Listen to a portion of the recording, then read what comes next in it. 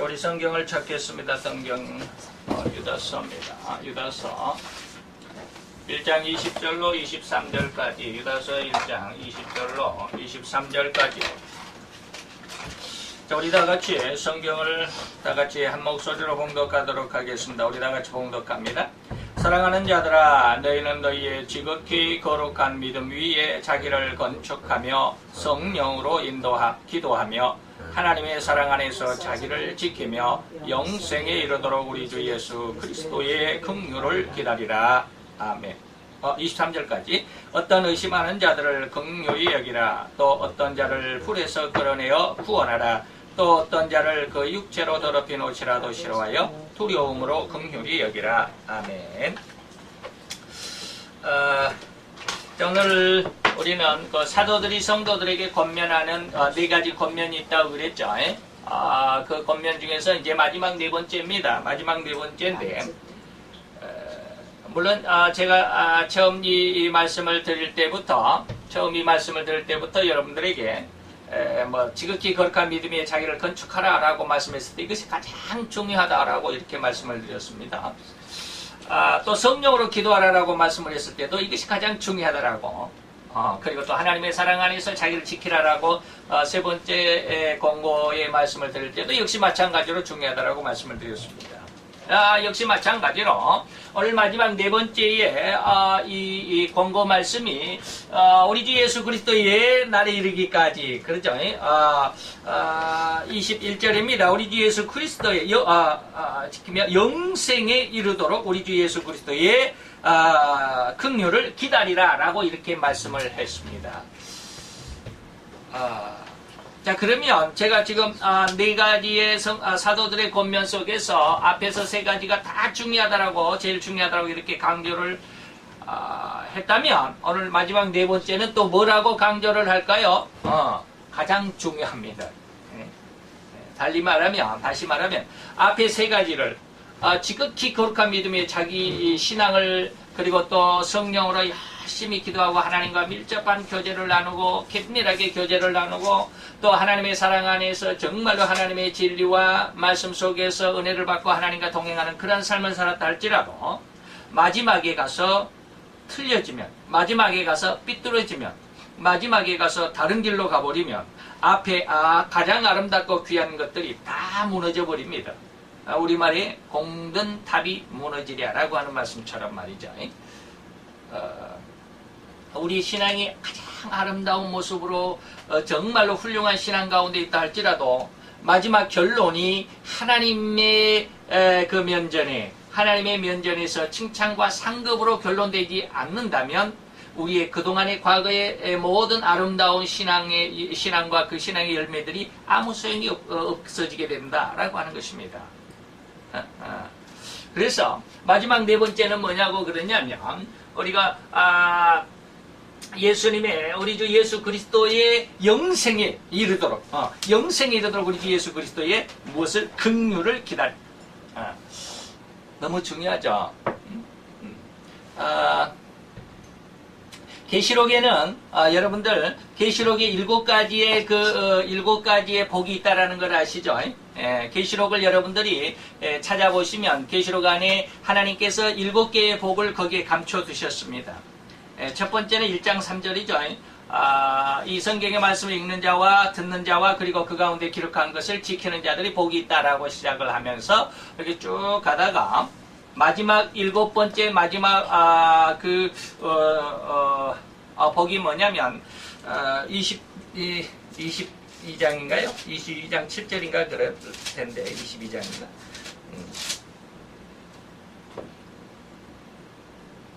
22장 7절에 보면 이 책의 예언의 말씀을 지키는 자가 복이 있다라고 이렇게 말합니다.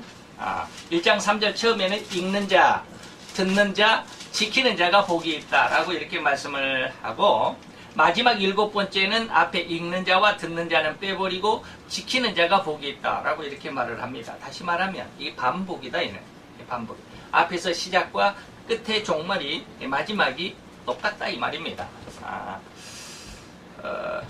끝이 틀려지면 안 된다라고 하는 것이죠.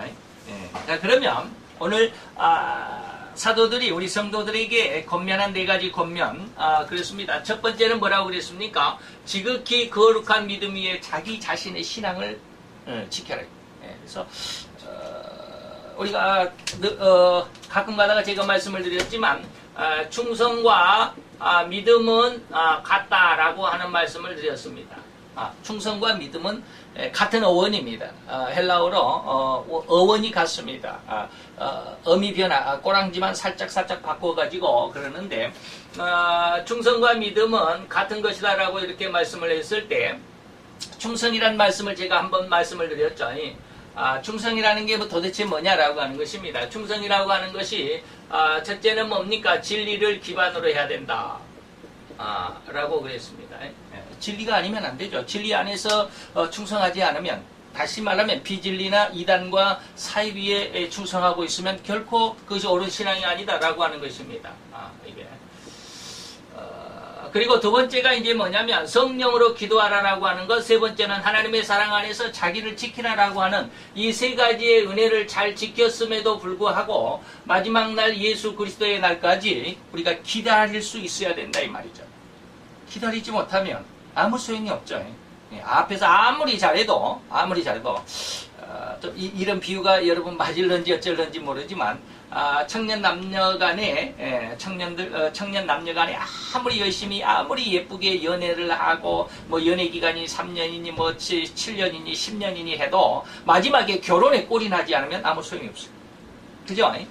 그런 사람이 종종 있잖아요. 마지막이 좋아야 돼요. 결론이.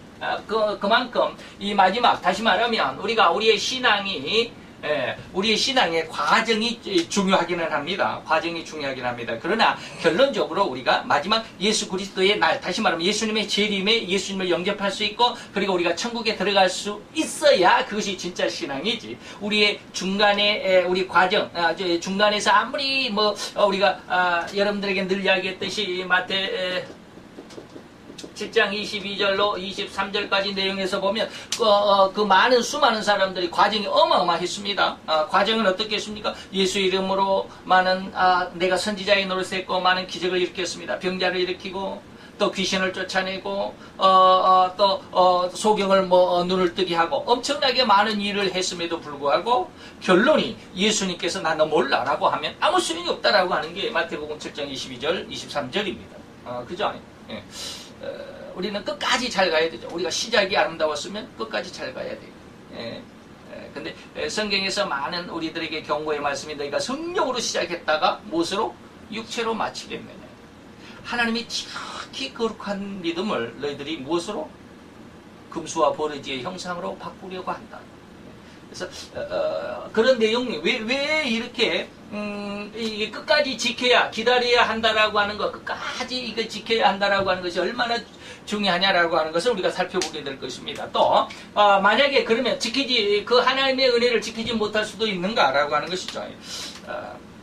이 말을 좀 더 다른 각도에서 쌍방향적으로 이렇게 쭉 평행선을 달린다고 하면 한쪽 방향에서 보면 우리가 칼빈 교리가 있습니다.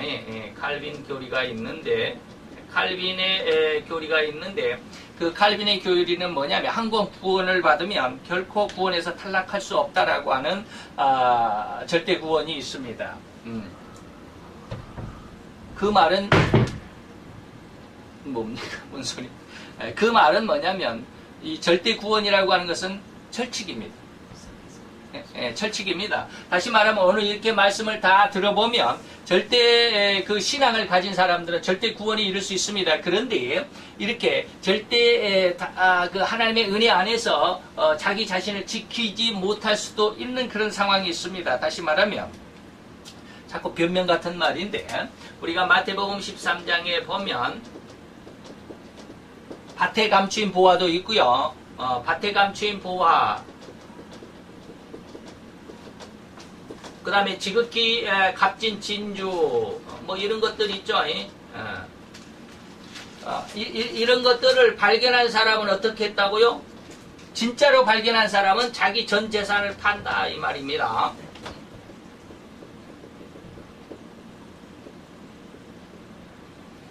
팔아서 그 밭을 또는 그 진주를 산다 그랬죠.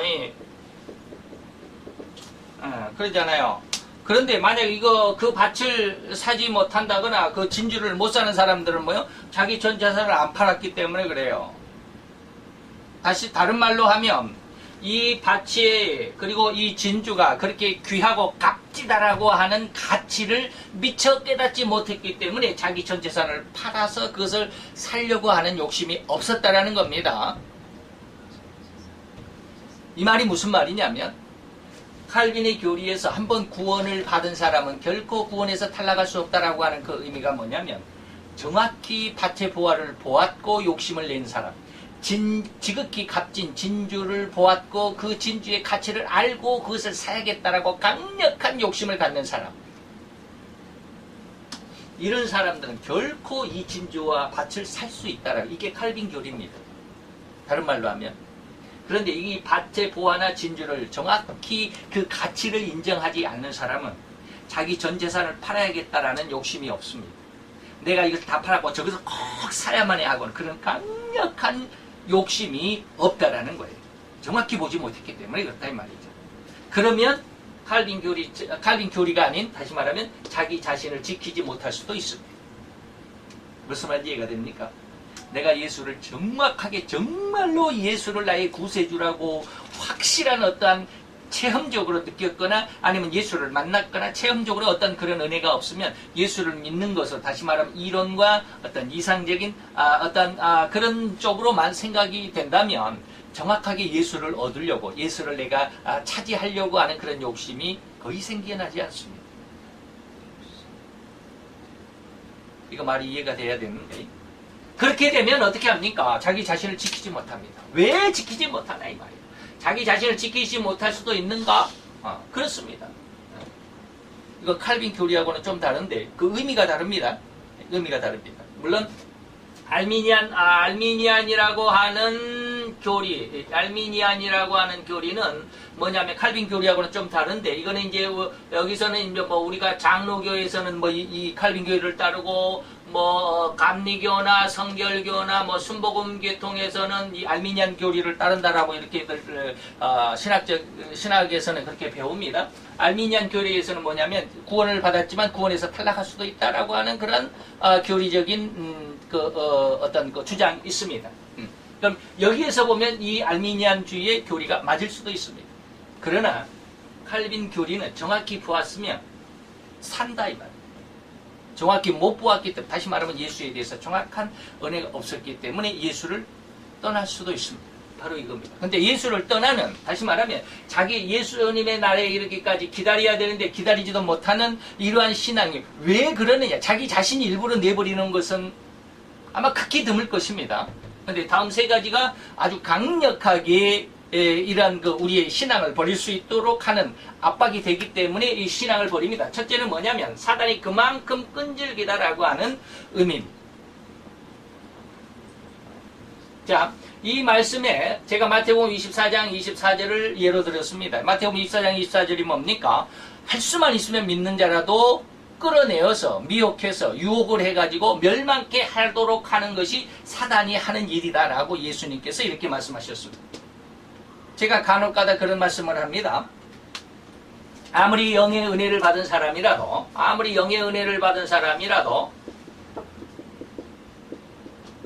영의 은혜를 받았고 영의 은혜 가운데서 많은 기도를 했다 할지라도 이런 사람들이 완전한 영으로 성장하기, 영으로 성숙하기 이전에는 실수도 있고 잘못도 있고 허물도 있습니다.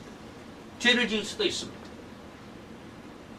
영을 아는데, 제가 신앙은 뭐라고 그랬습니까? 신앙은 4개 단계라고 그랬습니다. 신앙은 첫째, 믿음의 단계다.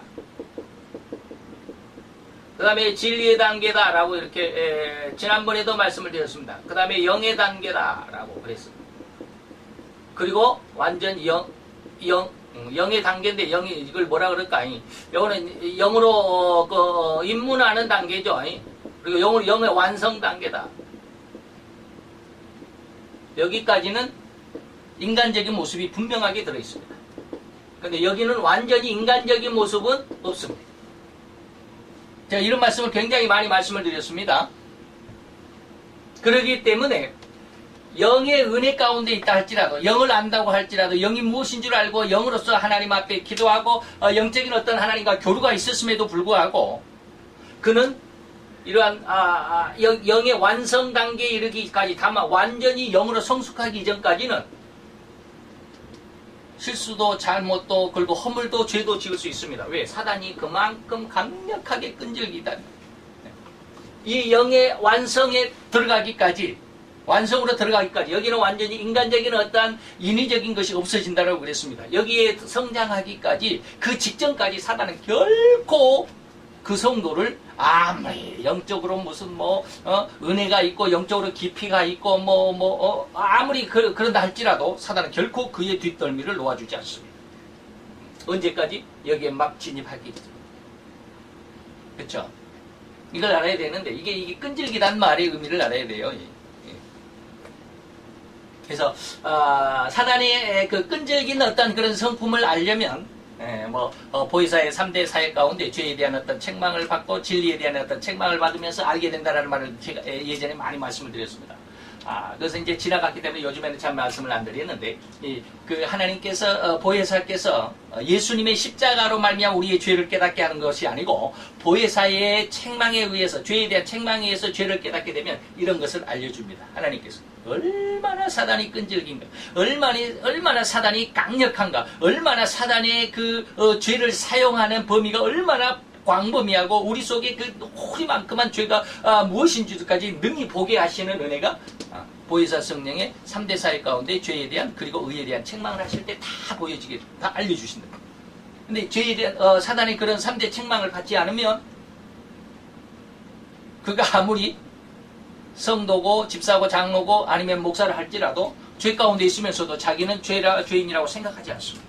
자기의 어떤 분량, 다시 말하면 목회 분량 아니면 신앙의 분량, 전도했던 분량, 그런 것만을 자기 자신이 자랑으로 삼습니다. 나는 이만큼 했으니까.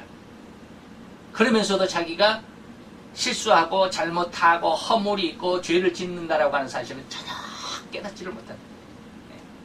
그래서 영이 그만큼 나근데, 자우지가 사단이 그만큼 끈질기다라고 하는 말씀을 지금 드립니다. 사단은 결코 우리가 하나님 예수 그리스도의 십자가의 은혜 가운데 내가 구원을 받았다, 아이고 저 사람은 이제 성도가 됐네, 저 사람은 이제 예수 십자가의 은혜로 구원을 받았네, 예수의 보혈의 피가 저를 감싸고 있네, 그러니까 저는 이제 다시는 못 만지겠네. 절대로 사단은 그러지 않습니다. 그가 믿음에서 진리의 단계, 저가 정말로 성경을 잘하네, 성경 안에서 깊이 있는 은혜를 받았네, 그러니까 저는 이제 만지지도 못하겠네. 절대 그러지 않습니다. 사단은 영의 은혜를 알았다고 해도 절대 사단은 그에게 눈 하나 깜짝하지 않습니다. 끝까지 할 수만 있으면 믿는 자라도 타락해 하고 유혹해 하려고 하는 것이 사단의 특성입니다. 그래서 제가 자주 이런 이야기를 합니다. 그 다음에 사단의 특징 중에 하나가 뭐냐면 포기가 없습니다. 사단은 절대 포기하지 않습니다. 여기에 이르기까지. 여기에 이르기 전까지는 절대로 포기하지 않습니다. 그가 완전히 영의 완성의 단계로 딱 들어가 보면 그 사람은 완전히 뭡니까? 인간적인, 인위적인 마음이 없어집니다. 인위적인 마음이 없어진다는 말은 여러분들 이해할는지 모르겠어요. 제가 말을 하니까 말로서는 어떤 이론적으로서는 그렇겠구나라고 인정할 수는 있지만 느낌이 없을 거 아니에요. 느낌이 없어요. 왜? 이것을 아직 경험을 못 해봤으니까. 그러나 저는 이제 조금 경험을 합니다. 그게 뭐냐면 제가 이제 늘 이야기하지만 제 암병에 대해서 저는 이것을 하나님 앞에 너무 감사합니다. 다시 말하면 세상에 암에 걸렸다라고 하는 그런 진단을 딱 받으면 암에 대한 공포가 없는 사람이 거의 없습니다. 물론 없는 사람도 있겠죠. 암에 걸렸어도 대범할 수 있는, 그 아무것도 아니다라고 생각할 수 있는 그런 사람이 혹 있을는지 모르지만, 좌우지간 암병이다 그러면 자기 자신뿐만 아니라 온 가족이 그날부터는 초상집입니다. 근데 저는 희한하게 암이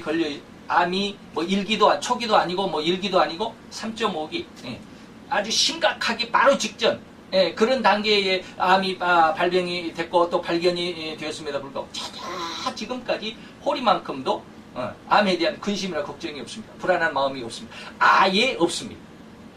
내가 뭐 결심이 강해가지고 내가 꼭 살아야 된다. 나는 뭐 어떠한 일이 있더라도 나는 꼭 살아야 된다는 삶에 대한 어떤 생명에 대한 어떤 집착이 너무 강해가지고 그냥 암이라도 그냥 막 극복하려고 하는 그러한 수고나 결심이나 노력이 아니라는 말이에요.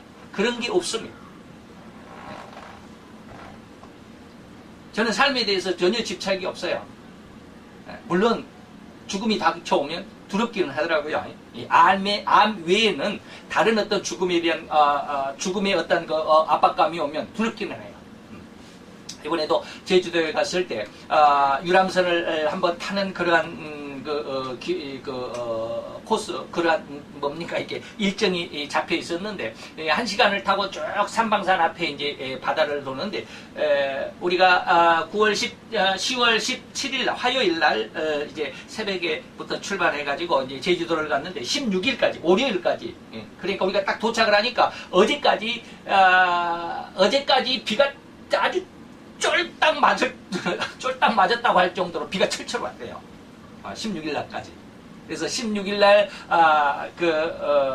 제주도 여행을 했던 이제 우리 교단에 몇 개 노예가 그렇게 제주도를 그렇게 그 주간에 그 전 주간과 그 주간에 그렇게 그 여행을 왔더라고요. 그래서 서울의 어떤 노예는 16일 날까지 딱 주일날 저녁에 주일날 예배 오후 예배 마치고 주일날 저녁에 출발해가고 저녁에 이제 딱 도착해서 16일부터 이렇게 했는데 어제는 전부 우유를 하나씩 사서 입고 그냥 비를 쫄딱 맞으면서 관광을 했다고 그러는데 17일 날 딱 되니까 전혀 비가 하나도 안 오는데 이제 날씨는 흐려요. 그러니까 바람이 엄청 불어요. 왜? 이번 주간부터는 아마 뭡니까? 판인가? 무슨 그 태풍이 지금 올라오고 있다고 그래요. 우리나라에 상륙할 가능성은 없고 일본에 상륙할 가능성이 있어서 일본 쪽으로 이렇게 가지만 그 여파로 인해서 굉장히 바람이 많이 붑니다. 지난 주간에도 바람은 상당히 있었습니다. 그래서 비는 안 왔지만 바람이 상당히 세니까 파도가 상당히 높았어요. 그렇다고 해서 뉴스에서 7m, 8m 그 정도면 배가 못 뜨니까 한 1, 2m 정도 되더라고요. 근데 처음에 출발할 때는 이제 항구니까 물결이 잔잔하는데 저 이제 바다 가운데 한 100m 정도로 쭉 나가거든요. 100m 이상 몇 m인지는 잘 모르고 한 2, 300m 나가나? 쭉 나가서 한 바퀴 섬을 한 바퀴 빙 돌고 이렇게 쭉 돌아오는데 섬을 이렇게 딱 그 섬을 돌아서 나가는데 파도가 그냥 막 바람이 상당히 세져요. 이렇게 배가 그냥 앞머리가 푹 들어왔다가 파도 속으로 푹 들어가는데 옆에 있는 이제 유람선은 우리만 타는 게 아니잖아요. 많은 사람이 타는데 어떤 서울에서 오신 여자분들이 타고 계셨어요. 여자분들 옆에서 그 난간을 붙잡고 무서워. 나는 무서운데 그러시더라고요. 자, 어제는 어쨌든지 배를 탈 때도 역시 마찬가지야. 그래서 이런 말을 할 필요는 없지만 죽어도 하나님이 날 살려주신다고 그랬는데 이 배가 뒤집어질리 하겠나? 그렇게 하고 배를 타고 이렇게 슉 들어갔다 나왔다 해도 그러더라고. 어쨌든지 삶에 대한 어떤 두려움은 별로 없어요. 삶의 애착심은 별로 없어요. 물론 살아야 되겠지만 그렇다고 해서 애착심이 없다고 해서 내 삶을 다 포기한 것은 아니지만 그렇지만 사단은 결코 포기하지 않습니다. 끝까지 끈질기게 성도들을 하나님의 품에서 뺏어내려고 하는 그런 특성 그리고 그러한 작업은 결코 지옥에 가는 순간까지 결코 놓지를 않습니다. 포기하지 않습니다. 그리고 사단의 특성 중에 또 하나가 뭡니까? 회개가 없습니다.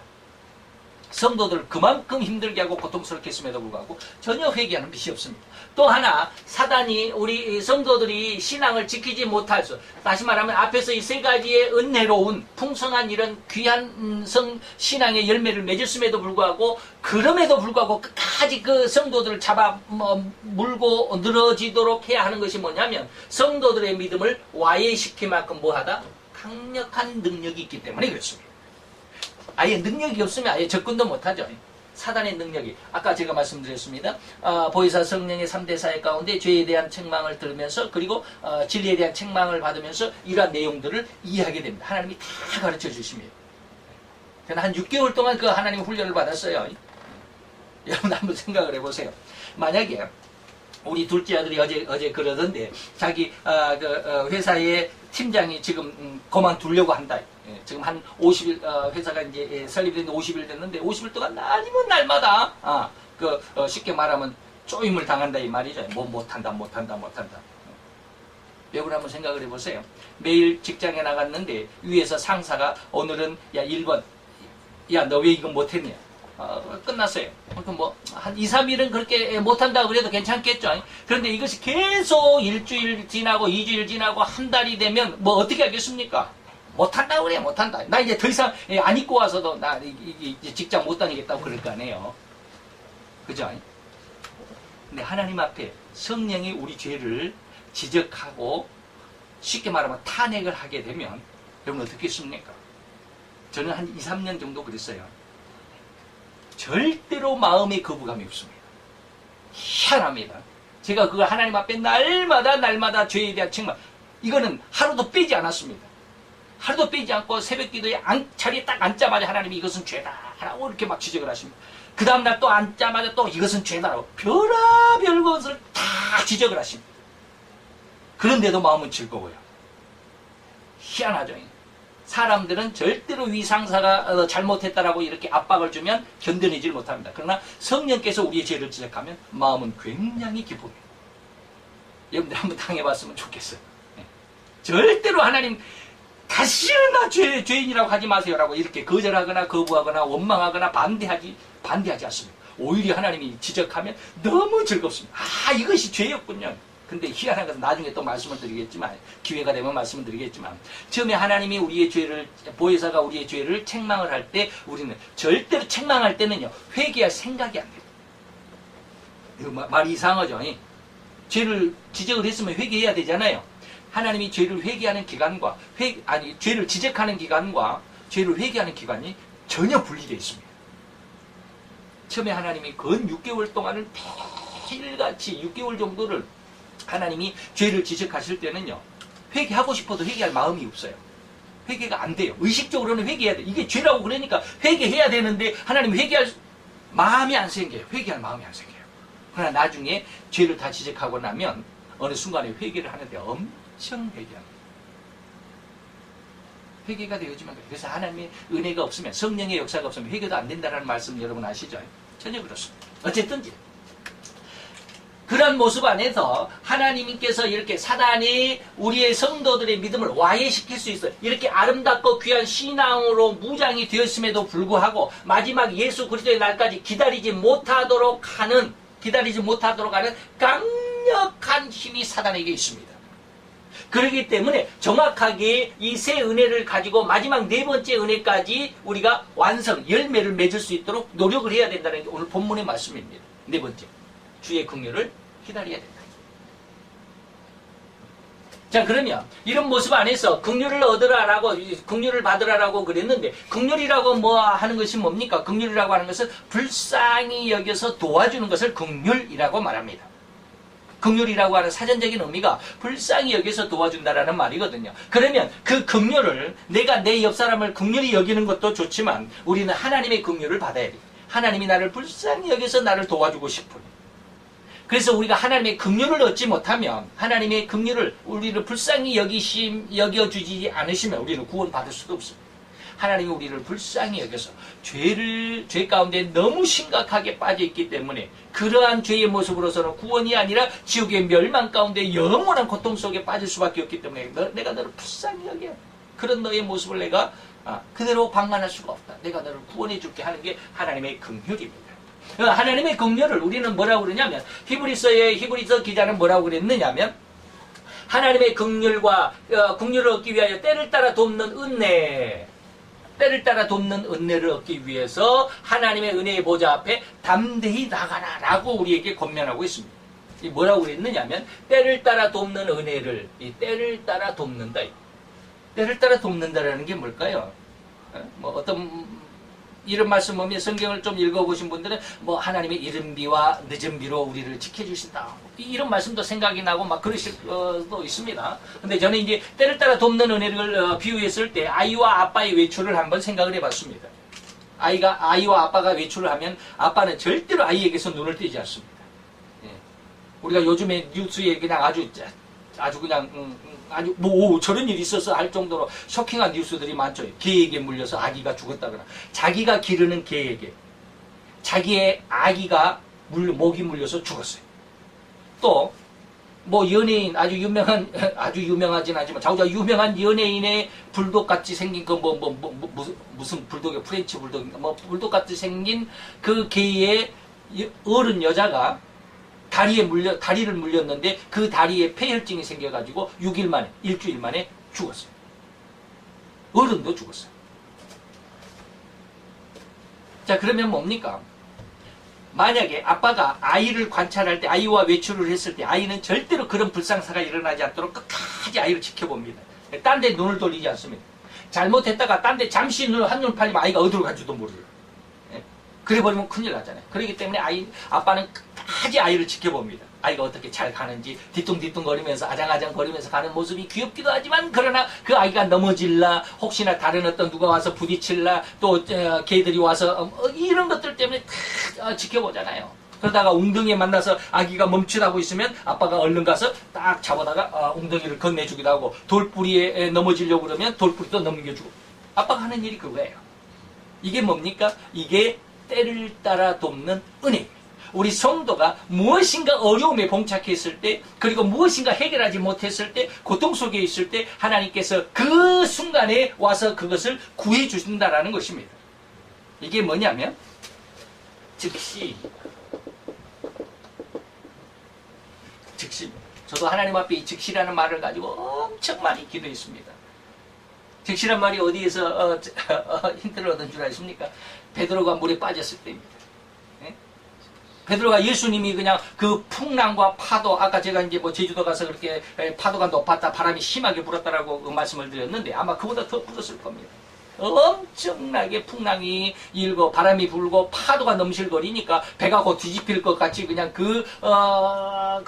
갈릴리 바다에서 나고 자랐고 거기에서 그냥 잔뼈가 굵은 어부 생활을 했던 그런 사람들 베드로, 안드레, 야고보, 요한 그 사람들이 어부였잖아요. 그 사람들조차도 아주 정신을 잃고 그냥 해롱해롱 할 정도로 그런 상황 속인데 예수님은 그러한 파도 위를 그리고 그러한 바람 속을 잔잔하게 그냥 아무렇지도 않게 걸어오시더라는 거예요.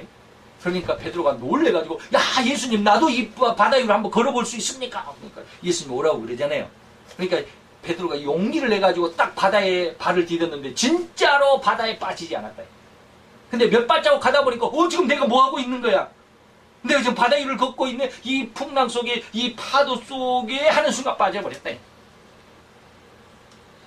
그래서 뭐라고 그랬습니까? 주여 나를 구원하소서 내가 물에 빠져가나이다. 그러니까 뭐요? 예수님이 즉시 손을 내밀었다. 그래서 하나님 앞에 많이 기도했습니다. 하나님 베드로 즉시 구원하셨잖아요. 즉시 하나님 내가 이렇게 힘든 상황 가운데 있습니다. 이렇게 어려움 가운데 있습니다. 이렇게 공고한 가운데 있습니다. 하나님 나 좀 구해주세요. 즉시 구해주세요. 아무리 기도해도 즉시 안 구해주시더라고요. 절대로 즉시라는 말이 적용이 안 돼요.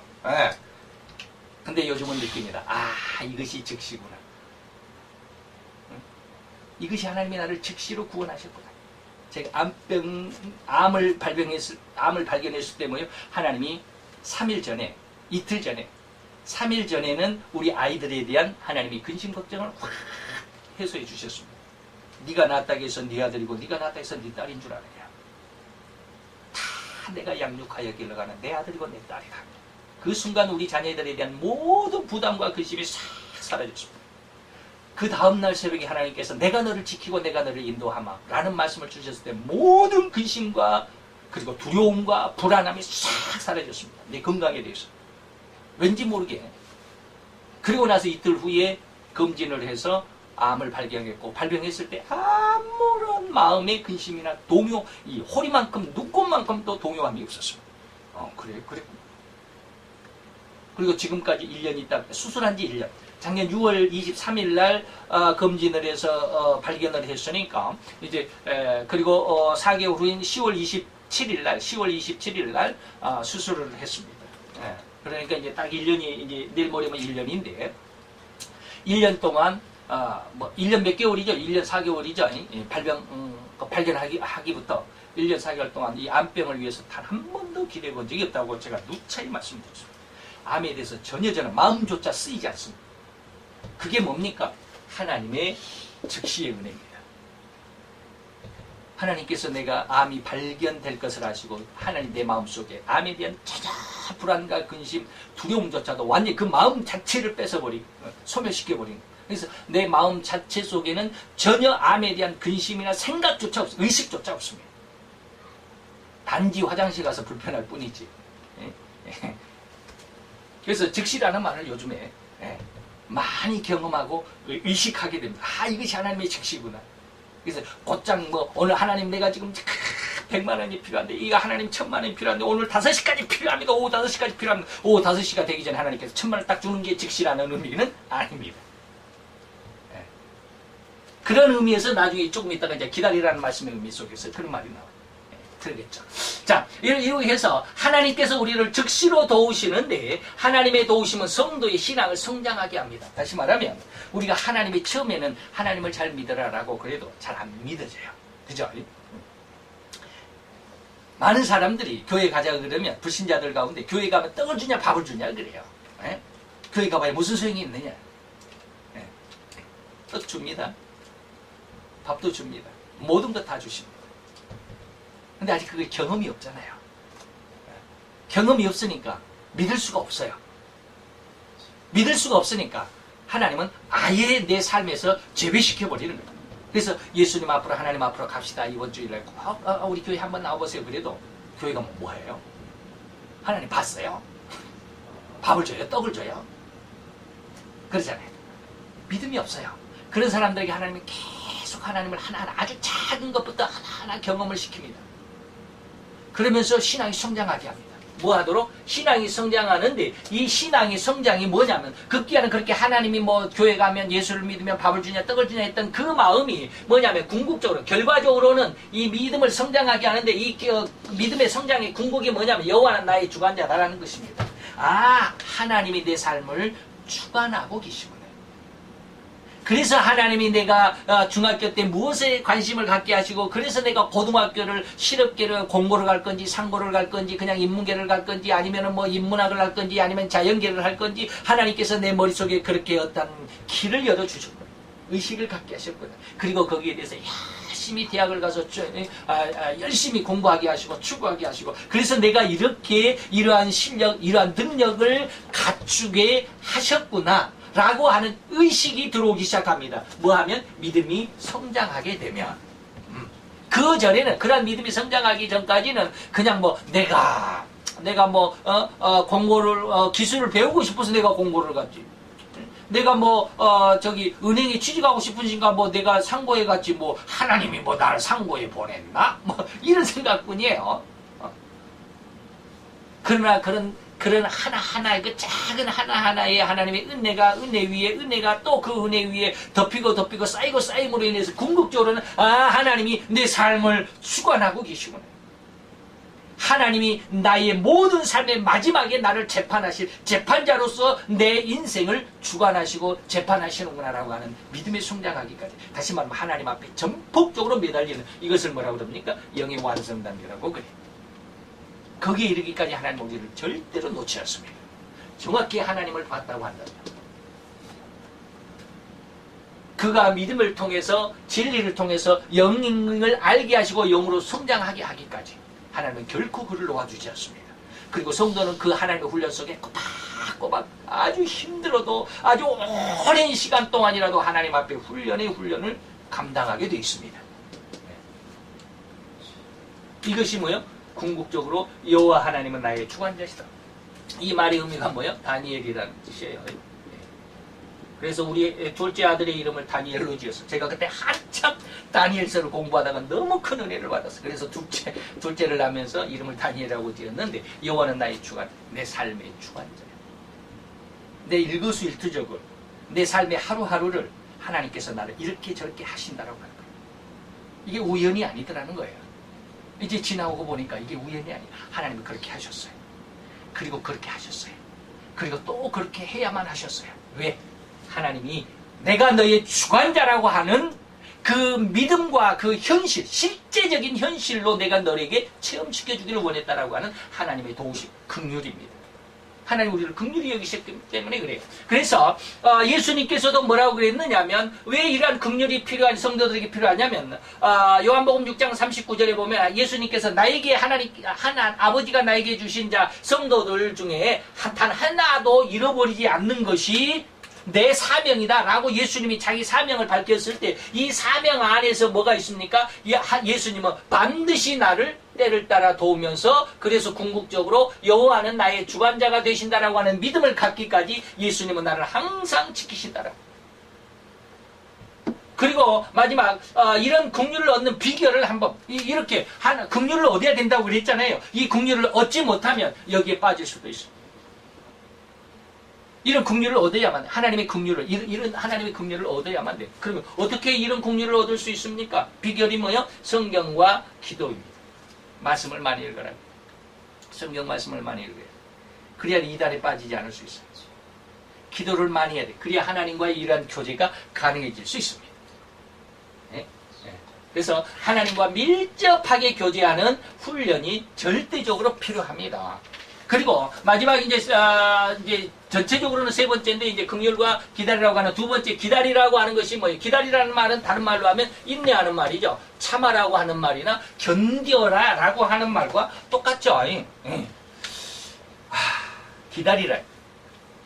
긍휼이란 말만 했으면 괜찮을 텐데 여기까지만 했으면 괜찮을 텐데 기다리라는 말이 있어서 우리를 정말 그 내막을 아는 사람은 정말로 놀랄 수밖에 없습니다. 아연시세케. 왜 기다리라고 했느냐 이 말이에요. 힘드니까 기다리라고 했잖아요. 힘드니까. 힘이 안 들면 기다릴 필요가 없어요. 그냥 즐겁게 즐겨라 이 말. 그럴 수도 있잖아요. 그러나 예수님은 긍휼을 즐겨라라고 말하지 않았습니다. 기다리라고 해서. 기다리라는 말의 의미는 뭐예요? 인내가 들어있어요. 왜 인내가 있어요? 힘드니까 참고 견뎌내는 것이라. 그것이 기다리는 거예요. 놀면서 기다리는 게 아니에요. 놀면서 기다리는 게 아니에요. 야고보서 1장 12절에는 뭐라고 그랬습니까? 야고보서 1장 12절에는 이렇게 인내하면 기다리면 이 말이에요. 인내하면 뭘 하겠어요? 생명의 면류관을 줄게. 예수님께서 사도 요한에게 사도 요한 계시록 2장 26절에 무엇을 주어요? 만국을 다스리는 권세를 주기 때문에 기다려라. 이것을 반드시 이겨내라. 이겨내야 돼. 참아내야 돼. 얼마나 어렵습니까? 여러분들이 앞으로 제가 여기에서는 지금 대환란이나 이런 것들에 대해서는 말씀을 안 드렸지만 이 대환란 속에 특히 이것을 뭐라고 해요? 후3년반이라고 그러죠. 후3년반이라고 그러는데 이때는 인류의 오늘 오후에 6장 계시록 6장을 배우지만 6장 넷째, 다섯째, 여섯째 인을 배우지만 거기에 넷째, 다섯째 인이 뭐냐면 바로 이 후3년반이에요. 이때는 인류의 3분의 1. 물론 이제 6장에서는 4분의 1로 나오지만 이것이 나중에 계시록 17장, 18장에 가보면 이것이 3분의 1로 더 확장되어 갑니다. 어쨌든지 인류가 엄청나게 죽는 대환란입니다. 이런 환란이 있도록 다시 말하면 예수님께서 마태복음 24장 제가 이제 이렇게 세 구절만 뽑았습니다. 9절과 13절과 28절을 이렇게 딱 보면 9절에는 뭐라고 그랬느냐면 이 믿는 자들아 너희들이 앞으로 모든 민족에게 미움을 받을 것이다 라고 예언을 해주셨습니다. 모든 민족에게 미움을 받으리라. 다시 말하면 기독교가 완전히 풍지박살된다 이 말이에요. 근데 우리는 예수만 믿으면 사업이 잘 되고 성공을 할 것이고 건강, 물론 저도 이제 예수님 은혜 안에서 제가 이 암을 이겨내고 지금 건강하게 살고 있지만 그런 것을 지금 의미하는 것이 아니라 우선 우리는 이 육신적인 어떤 풍요로움, 육신적인 어떤 축복, 육신적인 어떤 그런 행복 이런 것들만 추구하고 있다 이 말이죠. 전혀 그렇지 않습니다. 모든 민족에게 뭐한다? 미움을 받게 될 것이다. 이게 9절입니다. 그리고 넘어가서 13절에 보면 끝까지 견뎌라 이 말이야. 기다려라. 네, 기다려라. 끝까지. 이러한 대환란이 너희들을 엄몰하려고 온다 할지라도 너희들은 뭐 해야 된다? 이런 데서 기다려야 된다. 인내해야 된다. 왜? 모든 민족에게 미움을 받을 거야. 인류의 3분의 1이 죽을 텐데 지금 75억이라고 한다면 약 한 25억은 죽을 텐데 25억 명 중에 예수를 믿는 사람, 기독교인들은 적어도 저는 한 15억에서 20억 정도는 예수를 믿는 사람이 피해를 볼 것이라고 저는 제 생각으로 그렇습니다. 나머지가 이제 안 믿는 사람도 옆에서 이제 어떻게 하다가 좌우전 죽게 되는 그런 모습이 되겠지만 어쨌든 어마어마한 이런 살육의 현장, 이런 공포가 오더라도 예수 믿으면 다 죽인다 보니까 나 예수 못 믿겠네 하고 다 손 탈탈 털어버리고 되돌아가 버리는, 그러지 말라 이 말이에요. 절대로 그러지 말라. 포기하지 말라. 사단도 포기도 안 하는데 성도가 포기하면 곤란하잖아요. 포기하지 마라. 믿음을 버리지 말아요. 적은 믿음을 가지고 내 이름을 지켰으니 내가 너에게 큰 상급을 주겠다라고 하신 예수님의 상급도 있잖아요. 그래서 끝까지 견디면 마지막 28절에 보면 죽음이 있는 곳에는 독수리들이 모인다라는 말씀이 있습니다. 죽음이 뭐요? 이렇게 이 엄청난 대살육의 상황 속에서 성도들은 이만큼 이만큼 정도 15억에서 20억 정도는 성도들 예수를 믿는다라고 하는 이유 때문에 피해를 보고 죽임, 이 모든 민족에게, 다시 말해 특별히 오늘날 IS라고 그러는데 IS도 그렇고요, 천주교도 역시 마찬가지고요. 기독교를 핍박하는 거예요. 핍박하는 것이 아니라 믿음을 와해시키려고 한다. 와해시키려고 하는 이런 상황 속에서 그것을 견뎌내기 위해서 서머나처럼 이 말이에요. 서머나가 무슨 의미라 그랬어요? 유전자라는 뜻이다 그랬습니다. 피에 젖이 있는 자, 남아있는 자, 이 서머나, 몰약이라는 뜻이죠. 남아있는, 적은 자가 남아있는. 자, 이렇게 죽기까, 다시 말하면 생명을 다해서 생명 바쳐서 이 말이죠. 생명 바쳐서 신앙을 죽이는 것이 죽음입니다. 쉽게 말하면, 다른 말로 하면 순교자죠. 순교자적인 어떤 그런 죽기까지 이 믿음을 지키고 여기서 떠나지 않고 이런 어려움이 있을 때 기다리고 인내하고 있으면, 죽음이 있는, 죽기까지 이렇게 순종하고 있으면 뭐야? 독수리들이 모인다. 독수리가 뭐야? 여기 신앙을 말합니다. 다시 말하면 영적으로 깊은, 가장 높이 그리고 가장 멀리 보는, 가장 높이 날고 가장 멀리 보는, 신앙적으로 아주 깊이 있는, 영성 있는, 우리가 흔히 말하는 영성 있는 이 말이죠.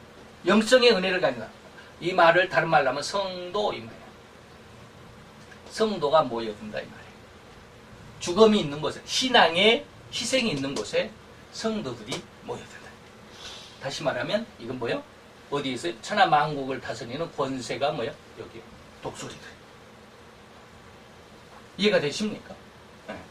오늘 우리는 주의 긍휼을, 예수 그리스도의 영생에 이르도록 예수 그리스도의 긍휼을 기다리라고 하는 의미가 무엇인 줄을 우리가 알고, 그 안에서 긍휼이 무엇이고 긍휼이 얻어야 되고 그리고 기다려야 한다라고 하는 것이 어떤 의미죠.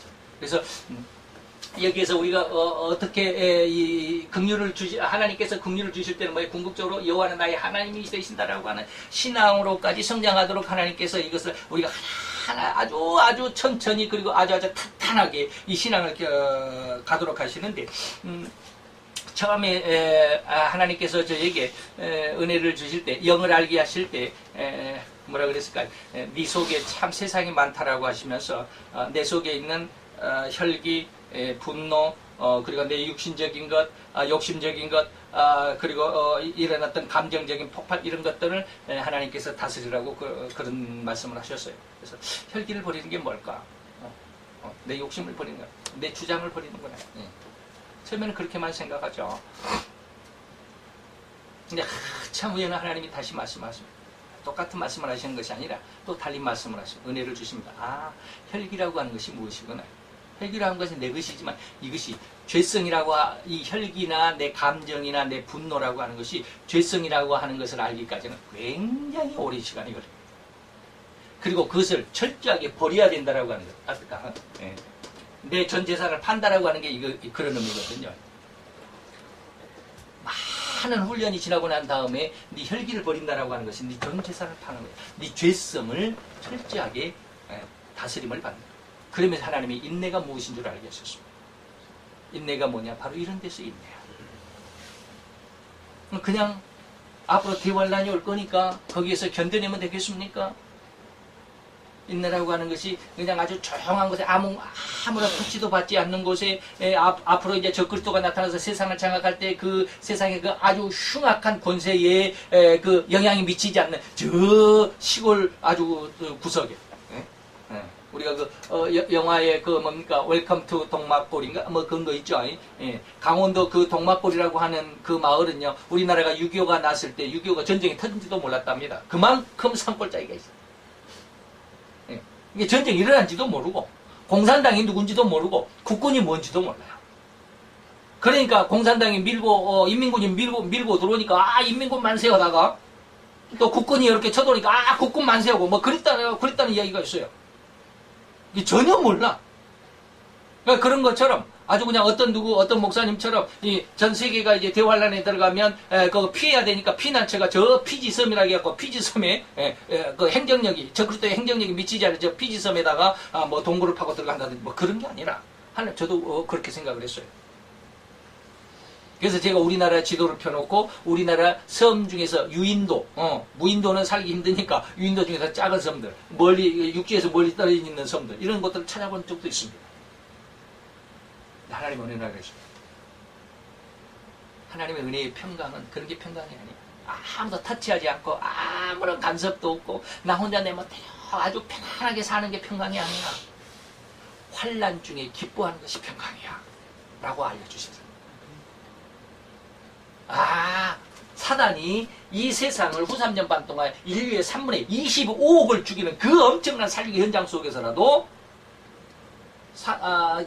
다윗이 고백한 것을 천인이 내 옆에서 죽어지고 만인이 내 옆에서 거꾸로들더라도 그 피해와 그 재앙이 내게 결코 미치지 않을 것입니다라고 고백했던 시편의 고백처럼 그 엄청 환난 속에서도 내가 너를 지키면 너는 평안할 수 있고 그거에 진짜 평안이야. 하나님이 그러시더라. 근데 그저께는 하나님이 그러시더라. 그 평강이 뭘까요? 우리는 여러분들 그 다니엘이 사자굴 속에 집어 던져졌을 때 그 그림들을 너무 제게 머리 확 그림이 들어오죠. 다니엘이 이렇게 딱 서 있는데 그 옆에 사자가 이렇게 딱 다소거지 앉아가지고 자기 혀로 자기 앞발이나 이렇게 핥고 있는 그런 그림들. 전혀 그렇지 않습니다. 전혀 그렇지 않습니다. 고린도후서 2장에 보면 사도 바울이 뭐라고 그랬느냐? 고린도 교회에 내가 엄청난 고난 속에 있다. 두려움과 공포 속에 있다. 그래서 내 마음이 어땠다? 사형 선고를 받았다. 라고 이렇게 2장 9절에 말하고 있습니다. 사형 선고를 받았다는 말이 제가 무슨 말인지 이해를 못했어요. 근데 하나님이 그저께인가 딱 알려주시는데 이게 사형 선고를 받았다는 말이 무슨 뜻이냐면 난 이제 죽었구나. 너무 두려워서 벌벌 떨고 있는 그런 상황이에요. 사형 선고란 말은 나 이제 죽었구나. 절대로 이 죽음에 덫에서 내가 빠져나갈 수 없을 정도로 이제 완전히 죽음에 갇혔구나. 나 이제 죽는 길 외에는 다른 길이 없구나라고 완전히 죽음에 벌벌 떨고 있는 그런 상황이에요. 사형 선고를 받았다는 거예요. 나는 이제 절대로 죽기밖에 다른 길이 없구나. 엄청난 고민과 고통 속에 지금 사도 바울이 하나님 앞 성도들에게 고백하고 있습니다. 고린도 교회에다가 내가 이러한 죽을 정도, 죽음 외에는 다른 길이 없다라고 이렇게 느낄 정도 이런 공포 속에 내가 있었다. 바로 그렇습니다. 다니엘이 사자굴에 던져졌을 때 사자는 다니엘 옆에 와가지고 그냥 얌전하게 앉아가지고 자기 혀로 자기 발이나 이렇게 핥고 있고 그냥 뭐 이런 것이 아니라 이 다니엘이 들어가 있던 그 사자굴에는 3일이나 굶은 사자들이래. 사자들은 지금 이 다니엘을 함부로 이렇게 덮쳐서 다니엘의 목을 물지를 못하지만 지금 다니엘이 틈만 보이면 뭐 달려들어서 목을 물려고 그냥 으르렁거리고 그 주위를 빙빙 돌고 있는 틈을 찾고 있는 다니엘을 먹기 위해서 내가 너무 배고프니까 그런 상황인데도 함부로 접근을 못하고 있는 지금 완전히 긴장된 상태. 다니엘이 그 순간에 잠을 잘 수 있겠습니까? 잠자고 잠시 이렇게 눈만 껌뻑거려도 사자가 와서 자기 목을 콱 물어서 당장에 죽을 텐데 잠을 잘 수 있겠습니까? 못 자는 거야. 완전히 경각심을 가지고 완전히 경계를 사자가 움직이는 대로 사자와 눈을 마주치면서 탁 자기 자신을 지키고 있어야만 해요.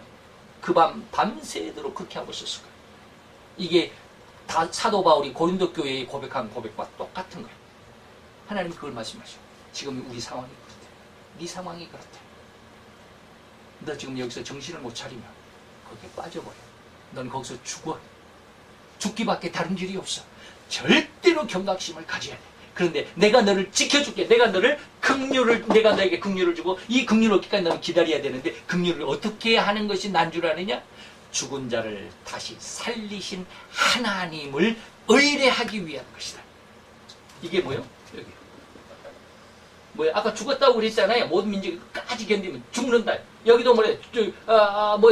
궁극적으로 여호와 나의 주관 자시지만 아까 어디가 죽음이라? 죽음. 죽기까지만. 죽기까지 네 자신을 하나님의 말씀 속에 이 긍휼을 기다리면서 너를 지키고 있으면 뭐 한다?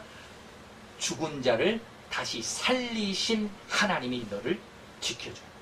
그 하나님을 너로 하여금 뭐 하도록? 믿도록 하는 그 믿음을 성장시키기 위해서 하나님께서 너를 지금 훈련 중에 있는 거야. 그래서 그 죽은 자를 다시 살리신 하나님이 하나님을 믿도록 하는 신앙으로 너를 지켜주실 거야 라고 하는 그 말씀이 얼마나 은혜가 되는지. 내 상황이 이렇고. 그래서 내가 지금 엄청난 재정의 압박이 지금 오고 교회도 제대로 안 되고 막 그러니까 너무 압박이 심해서 너무 힘들어 하시니까 하나님이 꿈에서 그러셨어요. 세 가지를 알려주셨어요. 첫째는 철저하게 하나님을 믿어라. 이런 내용이에요. 두 번째는 3대 사역을 3대 권능을 가져라. 영권, 마태복음 10장 1절과 7절이라고 그랬죠. 영권, 육체권, 그 다음에 7절에 선포권.